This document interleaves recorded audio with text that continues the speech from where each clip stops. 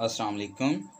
9th class chapter second में हम आज इलेक्ट्रॉनिक कन्फिग्रेशन के बारे में पढ़ेंगे। सबसे पहले हमने देखना है कि इलेक्ट्रॉनिक कन्फिग्रेशन क्या चीज़ होती है, इसकी डिफ़ाइन क्या है। फिर उसके बाद इलेक्ट्रॉनिक कन्फिग्रेशन कैसे करते हैं। कन्फिग्रेशन का मतलब होता है तरतीब, सीक्वेंस, ठीक है।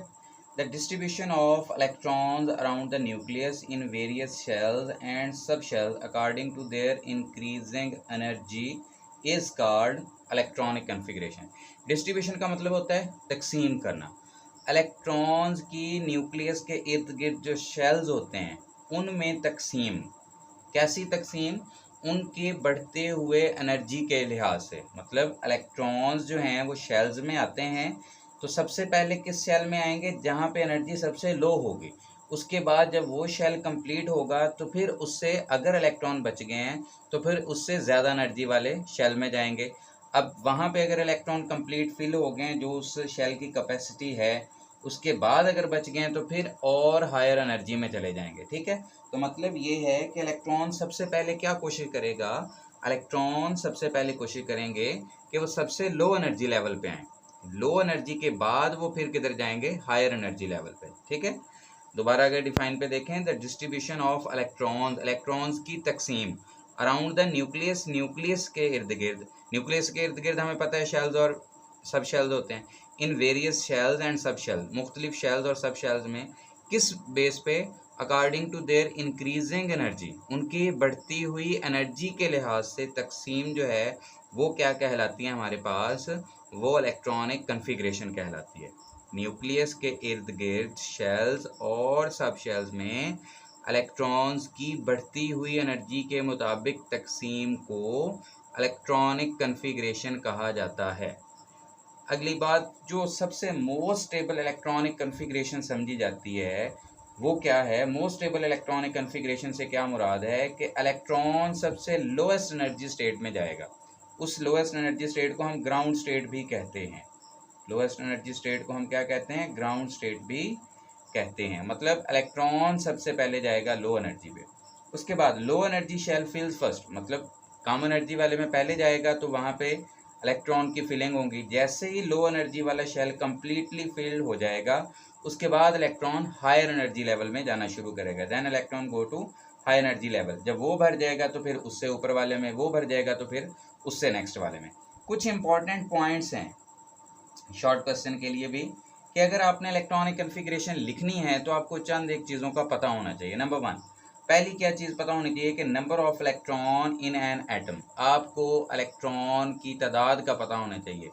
एक एटम के अंदर इलेक्ट्रॉन कितने हैं उसका पता होना चाहिए, क्योंकि हमने इलेक्ट्रॉनिक कन्फिग्रेशन लिखनी है ना, तो इलेक्ट्रॉन्स की तादाद का तो पता होना चाहिए। दूसरे लफ्ज़ों में आप यूँ भी कह सकते हैं कि हमें एटॉमिक नंबर का पता होना चाहिए। दूसरे लफ्ज़ों में हम क्या कह सकते हैं? हमें एटॉमिक नंबर का पता होना चाहिए। दूसरी बात हमें क्या पता होनी चाहिए? सीक्वेंस। सीक्वेंस का मतलब तरतीब। Sequence of shells and sub shells according to their increasing energy. देखें फिर वही बात, इंक्रीजिंग। अब आपको शेल्स और सब शेल्स का पता होना चाहिए जो एनर्जी के लिहाज से इंक्रीज कैसे हो रहे हैं। मतलब हमने पढ़ा था ना शेल के, एल, एम, एन, तो इनमें सबसे लो एनर्जी वाला कौन सा है, सबसे हाई वाला कौन सा है, तो उस सीक्वेंस का हमें पता होना चाहिए। और तीसरी बात हमें क्या पता होना चाहिए? The maximum number of electron which can be placed in a shell और सब शेल। अब एक शेल की कैपेसिटी क्या है, उसके अंदर कितने इलेक्ट्रॉन मैक्सिमम आ सकते हैं वो हमें पता होना चाहिए, ठीक है। और सब शेल के अंदर इलेक्ट्रॉन कितने आ सकते हैं उसके बारे में हमें पता होनी चाहिए। तीन चीज़ें पता होनी चाहिए अगर इलेक्ट्रॉनिक कन्फिग्रेशन लिखना चाहते हैं। नंबर 1, इलेक्ट्रॉन्स की तादाद। Number 2, sequence of shells and sub shells, किस लिहाज से? एनर्जी के लिहाज से। और नंबर 3 क्या पता होना चाहिए हमें कि एक शेल और या सब शेल के अंदर मैक्सिमम आप कितने इलेक्ट्रॉन उसमें रख सकते हैं। अब आ जाएं ज़रा एनर्जी के लिहाज से। पहले सीक्वेंस देखें स्टूडेंट्स, हमने पढ़ा था पिछला लेक्चर, अगर आप लोगों ने लिया हो, देखा हो, तो उसमें देखें कि न्यूक्लियस है यहाँ पे। तो पहला शेल जो होता है वो न्यूक्लियस के जो होता है वो करीब वो के होता है, फिर एल होता है, फिर एम, फिर एन। मतलब सबसे पहले के होता है, उसके बाद एल, उसके बाद एम और सबसे लास्ट पे एन। और भी होते हैं शेल्स लेकिन हम एन तक ही पढ़ रहे हैं अपने सिलेबस के लिहाज से। तो न्यूक्लियस के करीब जितना शेल होता है, याद रखें उसकी एनर्जी उतनी कम होती है।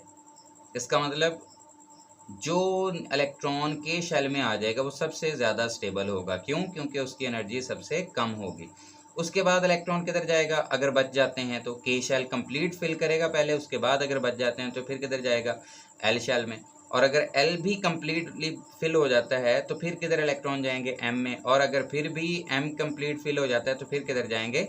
एन में। ठीक है, हमारे सिलेबस में एम तक दिए हुए हैं, आगे नहीं दिए हुए। ओके, अब ज़रा देखें हम, तो इसका मतलब के की एनर्जी सबसे कम, ये एरो इस तरह लिखा हुआ है, के की एनर्जी कम है किससे? एल से। और एल की एनर्जी कम है किससे? एम से। और एम की एनर्जी कम है किससे? एन से। या दूसरे लफ्ज़ों में कहें तो एन की एनर्जी ज़्यादा है एम से, और एम की ज़्यादा है एल से, और एल की एनर्जी ज़्यादा है के से। मतलब सबसे कम एनर्जी के की, उससे ज़्यादा एल की, उससे ज़्यादा एम की, और सबसे ज़्यादा एन की। तो पहली हमें बात समझ आ गई। दूसरी बात हमें क्या पता होना चाहिए कि किस शेल में या सब शेल में मैक्सिमम कितने इलेक्ट्रॉन आ सकते हैं। पिछले लेक्चर में हमने पढ़ा था के में मैक्सिमम 2 इलेक्ट्रॉन आ सकते हैं, उसके लिए हमने फार्मूला भी लिखा था 2n² वाला। के में मैक्सिमम 2 इलेक्ट्रॉन, एल में मैक्सिमम 8 इलेक्ट्रॉन, एम में मैक्सिमम 18 इलेक्ट्रॉन, और एन में मैक्सिमम कितने इलेक्ट्रॉन आ सकते हैं? 32 इलेक्ट्रॉन। इसी तरह हमने पढ़ा था कि सब शेल्स की अगर हम बात करें तो सब शेल्स में कैसे हमारे पास इलेक्ट्रॉन थे। एस में मैक्सिमम 2 इलेक्ट्रॉन आ सकते हैं, पी में मैक्सिमम 6 आ सकते हैं, डी में मैक्सिमम 10 आ सकते हैं, और एफ में मैक्सिमम 14 इलेक्ट्रॉन आ सकते हैं। ये हमारे पास क्या था? इलेक्ट्रॉन्स की तादाद। एस सब शेल में 2, पी में 6, डी में 10, और एफ में 14 जो हैं वो इलेक्ट्रॉन्स आ सकते हैं। अब आ जाएं ज़रा, शेल्स की तो हमने तरतीब पढ़ ली एनर्जी के लिहाज से। हमने दूसरी बात क्या की थी? हमने कहा था हमें सब शेल्स का भी पता होना चाहिए। अब देखें, के पास तो एक ही सब शेल है, ठीक है। तो पहले इलेक्ट्रॉन चले ही किस में जाएंगे? के में। जब जाएंगे शेल में तो उसके सब शेल किस में चले जाएंगे? एस में। जब यहाँ पे इलेक्ट्रॉन फिल हो गए, मतलब 2 इलेक्ट्रॉन फिल हो गए, अगर इलेक्ट्रॉन बच गए और वो जाना चाह रहे हैं किस में? एल में, तो एल सब शेल में जब जाएं, एल शेल में जाएंगे तो उसमें सब शेल तो 2 हैं, एक एस है और एक पी है। अब यहाँ पे इलेक्ट्रॉन किसके पास पहले जाएगा? तो याद रखें, एस की एनर्जी पी की निस्बत थोड़ी सी कम होती है। एस सब शेल की एनर्जी जो है वो पी की निस्बत थोड़ी कम होती है, तो इस वजह से इलेक्ट्रॉन पहले किधर जाएंगे? एस में। और अगर एस से बच गए तो फिर किधर जाएंगे? पी में।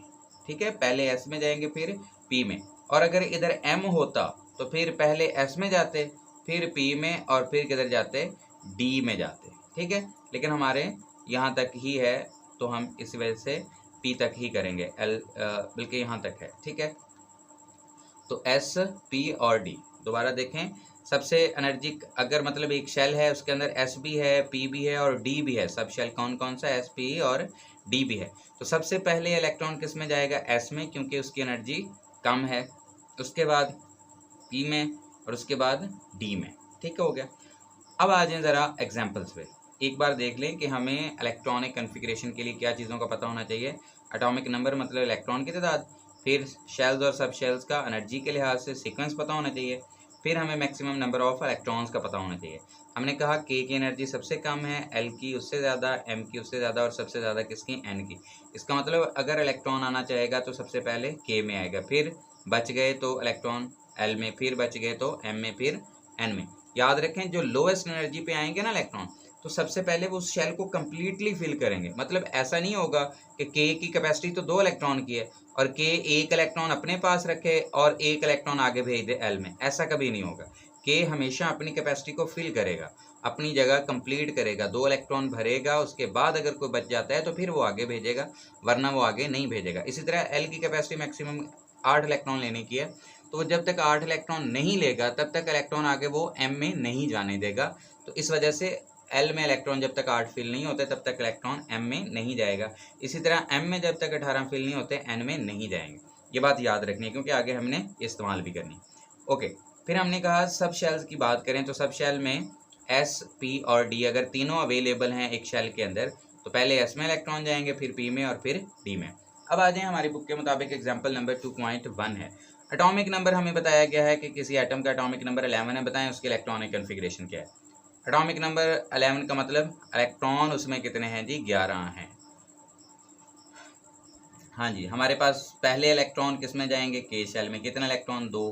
फिर एल शेल में कितने आएंगे 8, 11 हैं टोटल, तो 2 और 8 कितने हो गए 10, कितने बच गए 1, तो वो एक इलेक्ट्रॉन किधर चला जाएगा एम में चला जाएगा। याद रखें आपने इधर 3 या 4 नहीं लिखने, क्योंकि के की मैक्सिमम कैपेसिटी ही 2 इलेक्ट्रॉन की है।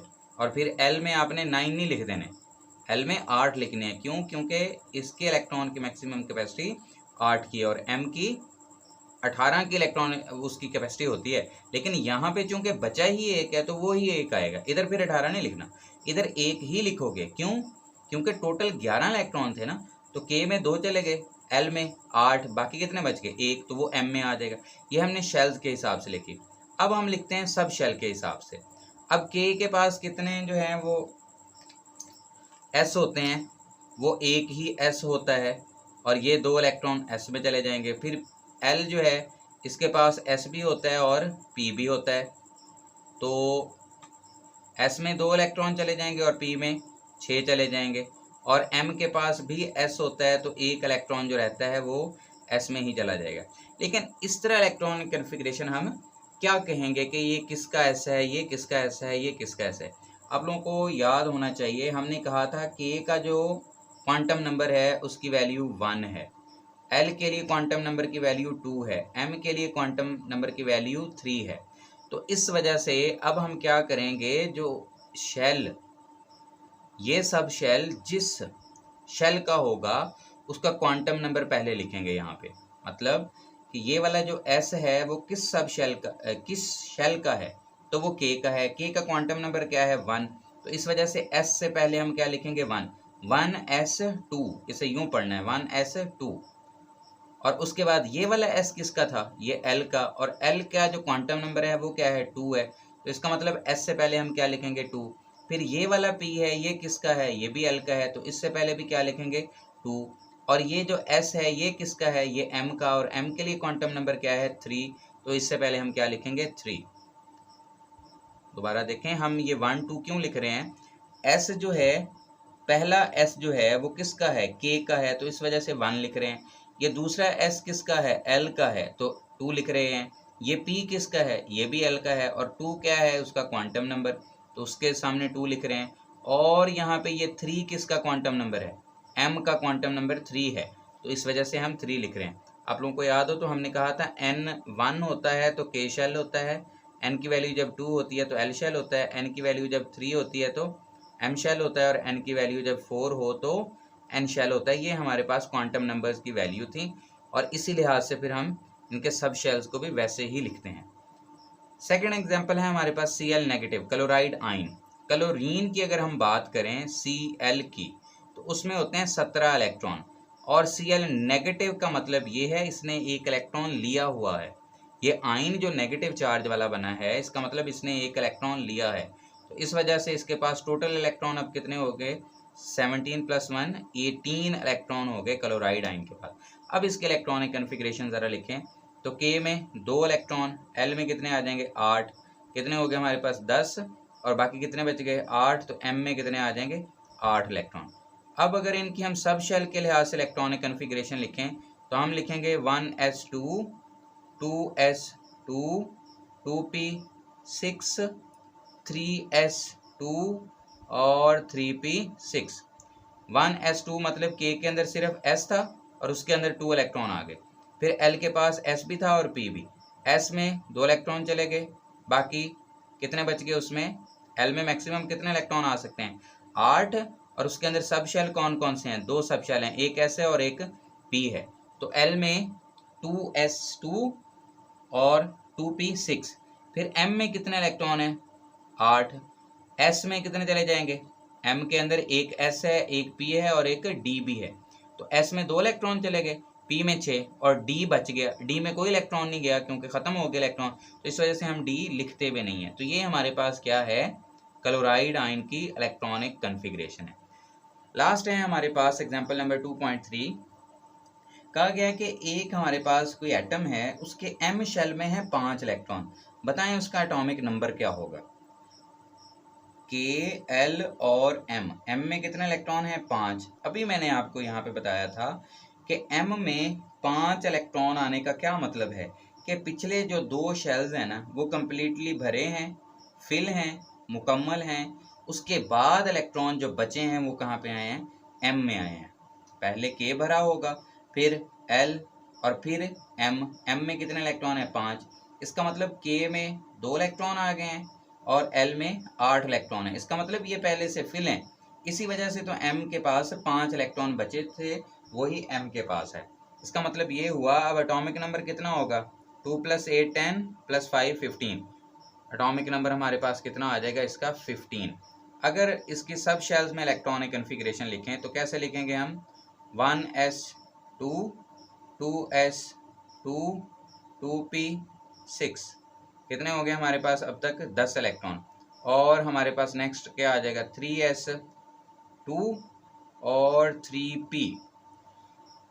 3p हमारे पास कितना आ जाएगा जी, 3। कितने इलेक्ट्रॉन हो गए, 2 4 10 और 12 और 3 15। ये जी ये हमारे पास आ गया इलेक्ट्रॉनिक कन्फिग्रेशन। इसको याद रखने की एक और बड़ा मज़ेदार ट्रिक है, वो क्या है हमारे पास, आप क्या करें, पहले ऐसे 3 S लिख लें और फिर इधर 2 P लिख लें। गिनती यहाँ से शुरू करें, 1 2 3 और फिर 2 3। पहले S लिख लें 3 और 2 P लिख लें। S की गिनती करें 1 फिर 2 फिर 3, फिर P की गिनती करें 2 से शुरू, 2 और 3। अब आपके सिलेबस में पहले 18 इलेक्ट्रॉन्स की फिलिंग दिखाई हुई है, ठीक है, पहले 18 एटम्स की इलेक्ट्रॉनिक कन्फिग्रेशन दी हुई है, तो वहाँ तक ही, यहाँ तक हमारे पास कंप्लीट हो जाते हैं। इसका क्या मतलब है, इसको याद रखने का क्या तरीका है, आपने याद रखना है कि पहले इलेक्ट्रॉन सबसे पहले आएंगे S सब शेल के अंदर, 1s वाले के अंदर। वो जब फिल हो जाएगा, अगर कोई बाकी बच जाते हैं तो फिर वो 2s में आएंगे। अगर 2s भर जाता है, बाकी बच जाते हैं तो फिर 2p में आएंगे, और 2p कंप्लीट हो गया तो फिर 3s में आएंगे, और अगर 3s भी कंप्लीट हो गया तो फिर किस में आएंगे, 3p में आएंगे, ठीक है। और आगे फिर 4s होगा, लेकिन हमारे सिलेबस में यहाँ तक ही काफ़ी है।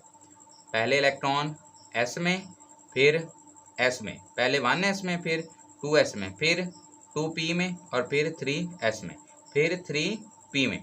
ऐसे भी आप याद कर सकते हैं, या फिर आप ऐसे भी याद कर सकते हैं जैसे मैंने पहले बताया है कि k के पास सिर्फ s होगा, l के पास s भी है, p भी है, m के पास s भी है, p भी है और d भी है। तो आप सीक्वेंस ऐसे भी लगा सकते हैं, 1s 2s 2p 3s 3p और 3d, लेकिन हमने p तक ही करना है, d वाला हमारे सिलेबस में नहीं है। तो डियर स्टूडेंट्स, ये है हमारे पास इलेक्ट्रॉनिक कन्फिग्रेशन, जो कि बड़ा ही अहम क्वेश्चन है, शॉर्ट क्वेश्चन के पॉइंट ऑफ व्यू से बड़ा इंपॉर्टेंट है। पास पेपर में अक्सर इसकी डिफ़ाइन या किसी की इलेक्ट्रॉनिक कन्फिग्रेशन पूछते हैं, मोस्टली क्या होता है कि वो एटॉमिक नंबर बता देता है, वरना हमें पहले 18 एटम्स जो हैं उनके एलिमेंट्स जो हैं उनकी इलेक्ट्रॉनिक कन्फिग्रेशन आनी चाहिए, उनके एटॉमिक नंबर का भी पता हो और उनके इलेक्ट्रॉनिक कन्फिग्रेशन लिखने का तरीकाकार भी हमें पता हो। ये इसका बेसिक था। नेक्स्ट लेक्चर में जो फर्स्ट 18 एलिमेंट्स हैं उनके इलेक्ट्रॉनिक कन्फिग्रेशन वो आपको नेक्स्ट लेक्चर में मिल जाएगी। ओके डियर स्टूडेंट्स, अल्लाह हाफिज़।